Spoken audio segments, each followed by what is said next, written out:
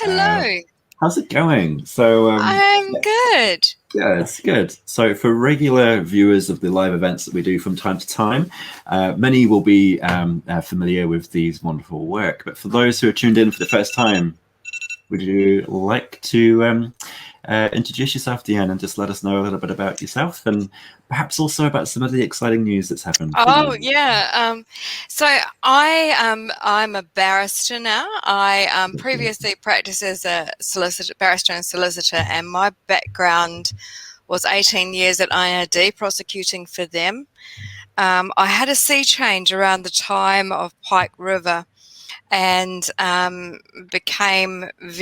empathy kicked in, and I became very interested in health and safety. And I was really lucky and privileged to be one of the first lawyers at WorkSafe. I commenced my work there in 2014 in April, so I was one of the inaugural solicitors there, and conducted some quite big prosecutions in my own right and as co-counsel. So things like the Department of Corrections, Port of Littleton, Centre Port in Wellington, and of course I was co-counsel on Athenbury, the very first Haswa prosecution.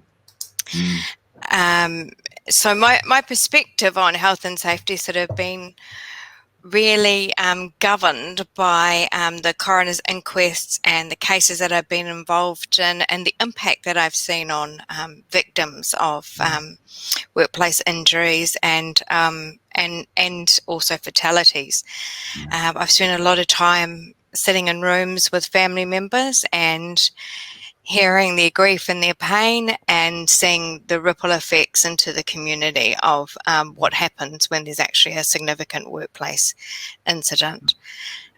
Definitely life-changing for everybody involved in the workplace and the family and everyone. So it's my goal in my practice is actually about making people aware of some of those stories, but also to not be afraid of having those quite serious conversations in the workplace about what if things go wrong, how do we deal with things appropriately, what would it look like for us if we were actually the entity that had a fatality, for example.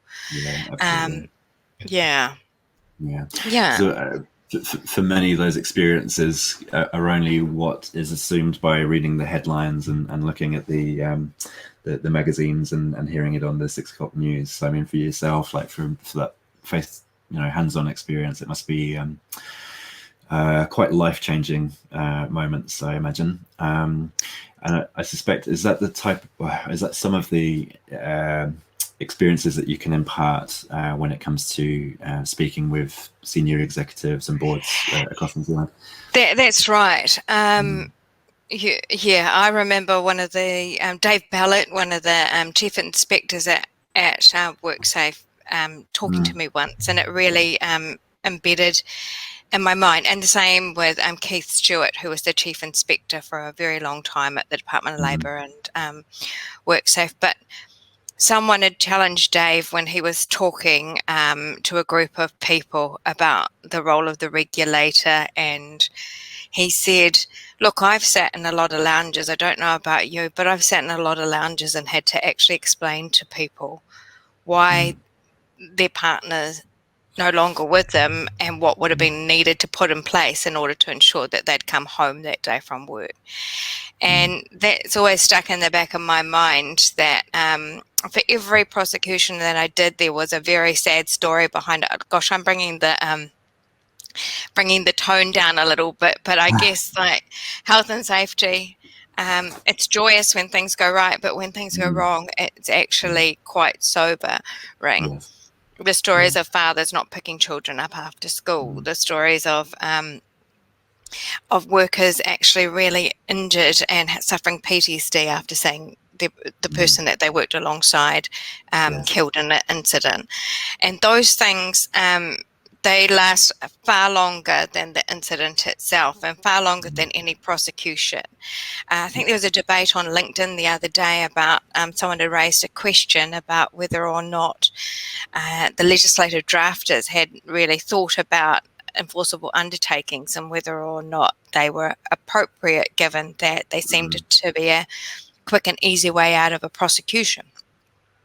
In my experience in dealing with those, they're not. They're actually incredibly expensive. There's lawyers involved. They go on for a long time going through the process with the regulator. They've been charged in the first place.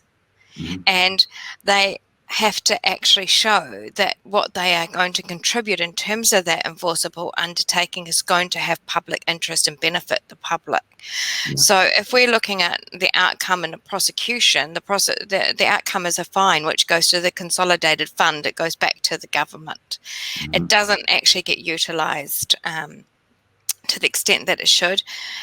Some of the costs, etc., do go back to WorkSafe, but it's not the same. Like an enforceable undertaking is very powerful if it's actually structured appropriately and it actually impacts the industry itself. I've also seen some people, because of the fact that enforceable undertakings are in place, that they're putting those sort of measures in place anyway. So Eastern Agriculture put that in place in terms of, so it was a fatality with a potato harvester. They put that in place, and prior to sentencing had already engaged with the industry and actually put together programs and started working on how to actually influence the industry about guarding on potato harvesting machines. So those sort of things are really important. Yeah, absolutely agree. I think there's still a need for an education piece on enforceable undertakings. I think when people initially see what that is, I think there's an assumption, as you've alluded to, that it's the easy way out. But from the numerous enforceable undertakings that have now been put into place here in New Zealand, I think it's only a positive thing. So there's definitely some work there. In terms of what the trends that you're seeing at the moment, I've certainly felt a noticeable change for senior executives, particularly within project management space, construction space, where there's multiple PCBUs all working in shared work environments. Have you seen an increase in the need to understand responsibilities, and also to ensure that those responsibilities are clearly understood across the various parties? I think there's a mixed bag. Definitely health and safety advisors are really onto it in terms of due diligence duty, and they're trying to get boards on board with that. The uptake in some instances hasn't been great. I think that a lot of boards think that they do know and understand health and safety and don't quite understand to the extent to which they need to show and demonstrate that. And that means that I see that organisations that are quite large can often be quite immature in that regard, because they actually don't have that level of understanding at the board level at all. Like the ELT tends to be pretty good in most places, but the problem is that the board itself, and when you try to engage them and get them to go along to health and safety training, etc., they sort of look at you like, why do we need to be doing that? You know, I've been doing this for a long time. Managers are actually responsible for that. I'm not responsible. And then you have to remind them that they actually personally become liable in terms of that due diligence duty. And the other thing I've seen is a real interest now about the Section 34 duty, about how they cooperate, coordinate and undertake activities with other PCBUs.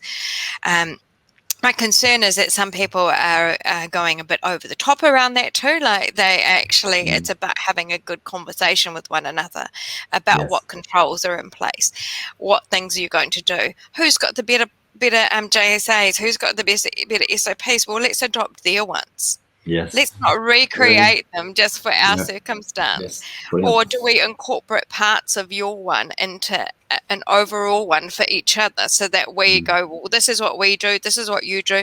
We will follow this SOP or JSA when we're on your work site. Are you happy with that? That's really important. You don't need really full-on systems and paperwork and those sort of things. What you need to do is have conversations with one another and understand what you do, record it, write it down, agree on it, make sure all your workers know what you've agreed on, make sure that they've got a copy of it so that they know what to follow, what they need to do. And if there's any altercations or any disagreements about things, an escalation process, that means that they can be raised, or they can say, no, we're actually not going to do this work until this is resolved. We're going to escalate it to management. This is the process, and that's agreed on before actually you start the work. Yeah, fantastic. It just resolves all the disputes. Oh, totally. It's really refreshing to hear that approach. I'm absolutely someone who would put that out there every day, if I could, in terms of keeping it as simple as possible. And then in regards to the boards, so we've got the SLTs in general are now starting to swing toward being in favor of what health and safety and the benefits that it can bring to the businesses, but the boards are a little bit hit and miss. For those people who are having trouble getting their boards over the line with understanding their roles, responsibilities and duties, is that a service that you perhaps could provide and assisting people to get them over the line? That is something that I have done. I've done board training and ELT training for some large companies. I have targeted that training to actually the enterprise and what they do, and raised questions with the ELT members and the board members about their knowledge and understanding. So some of the other things that I've done, I work through assessments on whether or not the board are compliant with their duties under Section 44, and also made recommendations or steered them in the direction of some training and other things to fill those gaps in, and to make sure that they are actually competent, and also that they continue to refresh their knowledge and understanding, and that they're continuously engaged with the enterprise that they're actually involved in. When they get health and safety reports, etc., through, to have that gut and that instinct to ask the questions where things don't look right, or where incidents are repeated, or whether this, if you're talking about psychosocial harm, if the same work group is coming up all the time with complaints about bullying, about harassment, about those sort of things, and regardless of whether or not the turnover of this, and the turnover of the staff is considerable in that area, the board has got to start asking questions about what's going on there. Yeah, I think they can't be unaware of what's actually happening in the enterprise, and if there are issues, then you need to consider very carefully about investigations, employment investigations, and that sort of thing. Myself and some other barristers that I know are involved in employment investigations in that space, and it's really important to get somebody independent, I think, in those circumstances, to actually interview people and for the entity to be seen to be doing something about the complaint, even if it's not upheld, or even if in the end you don't end up in a disciplinary matter. You need to record and show to staff that you are actually taking complaints seriously. Absolutely, it's that proactive response. Dee, I'm afraid our time is a little bit restricted today. I'm sure we'll no doubt be catching up in the near future. I know there's some the next hearing with the Whakaari White Island case is coming up a little bit later this month, so I'm sure we'll touch base then. For those who want to get in touch with Dee, she is all over LinkedIn and the New Zealand Health and Safety Professionals group on Facebook, so please feel free to reach out to her directly. She's very sharing with information and insights. So thank you once again for joining us today, and we'll speak soon. Okay, take care. See you, Matt. Bye. Bye.